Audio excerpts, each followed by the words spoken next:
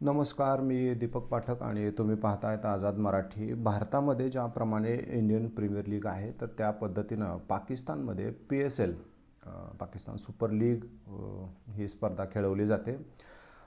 IPLला ज्या पद्धतीनं जगभरात एक दर्जा प्राप्त झाला, एक सक्सेस मिळालं आणि त्यानिमित्तानं BCCIने अमाप पैसा कमवला. आता ह्या सगळ्या गोष्टींमुळं पाकिस्तानला पोटदुखी न होईल तर विशेषच आहे ना. पाकिस्तानमध्ये देखील भारताप्रमाणेच क्रिकेटचे अनेक चाहते आहेत आणि मग भारताला या एकंदरीत या सगळ्या निमित्तानं अतिशय मोठा सक्सेस मिळतो आहे, मानमरात मिळते. हे सगळं पाहून पाकिस्तानने देखील PSLची सुरुवात केली. यंदा या स्पर्धेचा मला वाटतं 11वा सीझन आहे आणि या 11व्या सीझनचे अनेक मजेशीर बाबी मी या निमित्तानं आज या व्हिडिओतून सांगणार आहे. पाकिस्तान सुपर लीग जी आहे तर ती यंदा फक्त 2 शहरांमध्ये खेळवली जाणार आहे.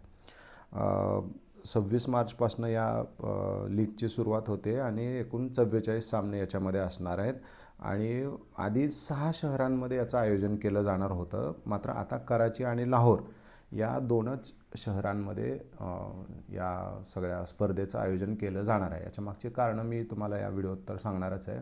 मात्र अगोदर नेमकं काय घडामोडी घडत आहेत तिकडं क्रिकेट विश्वात हे मी तुम्हाला अगोदर सांगतो. यंदाचं जे टुर्नामेंट आहे ते संपूर्ण टुर्नामेंट एक क्लोज डोअर पद्धतीनं खेळवलं जाणार आहे, ज्यामध्ये प्रेक्षकांना एंट्री नसणार आहे.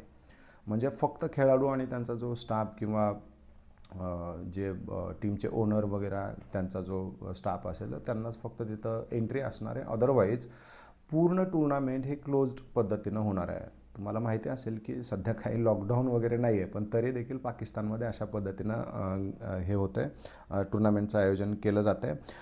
आणि विशेष म्हणजे आपल्याकडे ज्या पद्धतीनं IPLची एक ओपनिंग सेरेमनी असते, ज्याच्यामध्ये अनेक बॉलिवूडचे कलाकार आणि जगभरातले सेलिब्रिटी वगैरे तिथे बोलवले जातात, त्यांना परफॉर्मन्स करण्यासाठी संधी दिली जाते आणि त्यामुळं या ओपनिंग सेरेमनीसाठी सुद्धा खूप मोठ्या प्रमाणावरती तिकीट विक्री होते. काही प्रमाणात या निमित्तानं अनेक सिने जगतातील कलाकारांना देखील एक चांगल्या पद्धतीनं पैसे मिळतात.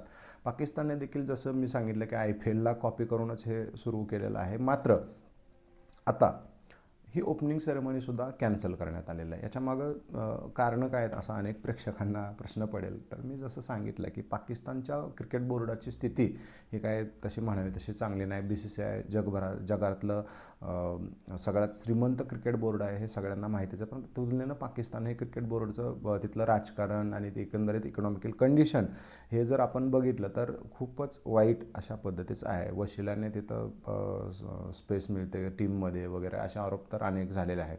याशिवाय पाकिस्तानचा अफगाणिस्तानसोबत एक प्रकारे संघर्ष सुरू आहे. मध्यंतरी एअर स्ट्राईक देखील पाकिस्तानने केली होती आणि त्यामुळं अफगाणिस्तान देखील तोडीस तोड उत्तर देईल अशी शक्यता आहे.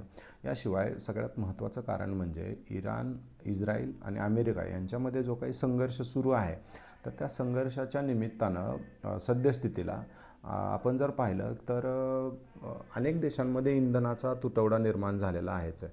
तर या तुटवड्याच्या कारणास्तव पाकिस्तानमध्ये तो झालेलाच आहे. आपल्याकडे तसं काही अजून तर नाही आहे. पण जर का क्रिकेटचे सामने आयोजित केले तर याच्यासाठी अनेक लोक ट्रॅव्हल करतील आणि त्या निमित्तानं इंधनाचा एक प्रकारे अपव्यय होईल असं त्यांचं लॉजिक आहे आणि फक्त 2 शहरामध्येच आयोजन केलेलं आहे यातूनच. आणि शिवाय ते एकदम प्रेक्षकांना त्या 2 शहरामध्ये पण जे आयोजन केलं तर त्याच्यामध्ये प्रेक्षकांना अलाउड करण्यात आलेलं नाही आहे. दुसरी गोष्ट, लॉजिस्टिकचा वगैरे खर्च वाचवण्यासाठी हा निर्णय घेण्यात आलेला आहे असं सांगण्यात आलेलं आहे.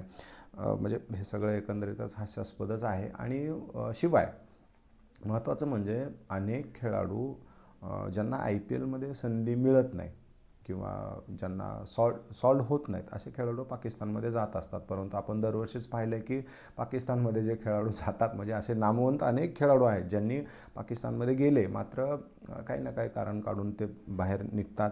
आपण पाहिलं की ज्यांना अनेक IPLमध्ये पण खेळणारे अनेक खेळाडू असतात ज्यांना काही पर्सनल रिझन्समुळं स्पर्धेतनं माघार घ्यावी लागते, काही वेळेला इंजरीज होतात.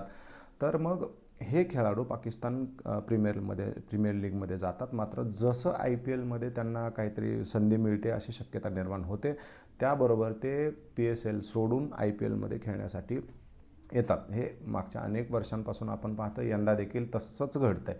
काही CSKमधला एक गोलंदाज आहे, आणखी काही 2-3 दशमशतकाने देखील माघार घेतलेले आहे.